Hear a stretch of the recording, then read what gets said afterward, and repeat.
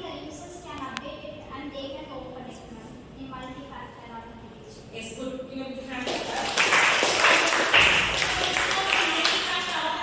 Even now we are following it in our mobile phones, right? You people are having more than one authentication process to open your systems. Is it so? You're having, right? You are using the symbolized passwords, you are using the voice recognition, face recognition, iris recognition, etc. etc. So more number of authentication process. So that's what she is telling, multi-factor authentication. More than one factor in order to identify whether you are an authenticated person or not. So next one is the improved password. So improved password in the sense, so password security should be tightened everywhere. Okay. So password should not be very simple. So whenever we create an account in social media, they will suggest that give a strong password, give a strong password. Like, do you have any experience in that? Yes, that means what now? That is we have to create a strong password. It should not be a very simple one, because if it is simple one, anyone can able to assume your password. If for instance you are keeping your your date of birth or a phone number or your very favorite friend name as a password, means everybody can assume or judge your password. So that is not your strong password. Okay. So that we have to give a strong password. So next one is the employee education.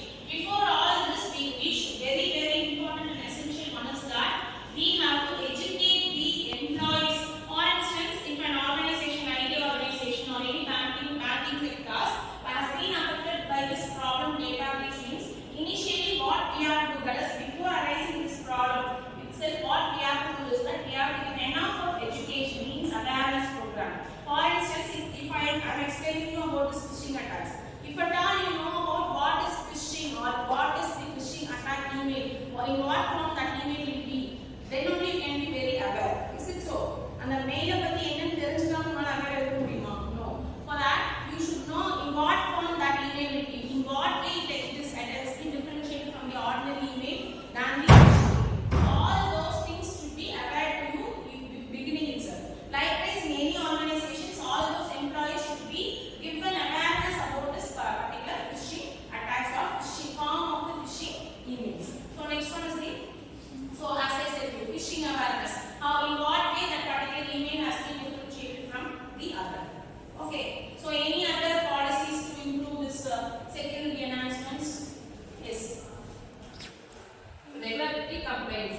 Social contract work with regularity bodies to ensure compliance with data protection regulation and to implement measures to prevent similar breach in the future.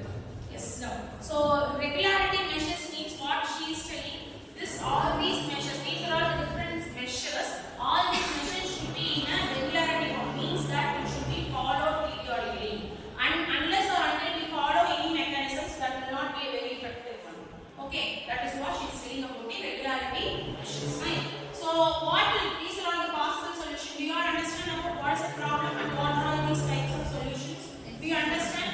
So when we apply these different types of solutions in order to overcome that problem, so this will be the most possible outcomes. Okay. So first one means reducing the impact of breach. Breach is the sense leaking of sensitive information, as I said before. So whenever we apply these possible solutions to this problem, we can overcome, that is the breach possible impact will not be that much high.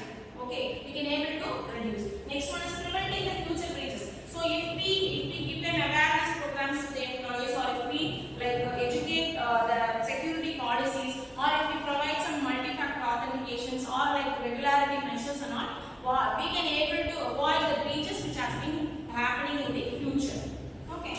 So next one is restore trust. So if we take this kinds of policy measures to avoid this problem, means automatically what in the social media the users will have trust over that organization, right? So whenever we give confidential measures or a security policies, when we are using some applications, means automatically when we are the users, we will have trust on that particular thing, right? So that is what is restore trust. So these are the few highlights in this problem, like implementing these. I think this is about linking to this only solutions. Implementing the proactive measures. So whenever we will get a quick response, when we apply this protocols in a good manner or in a proper time, means automatically we will get a good response from the users in the social media. Next one is the employee education. So this is about giving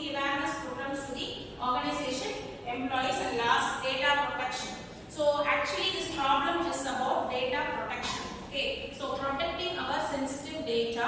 So whenever we are uploading or whenever we are giving the sensitive information or information, personalized information about us in the social media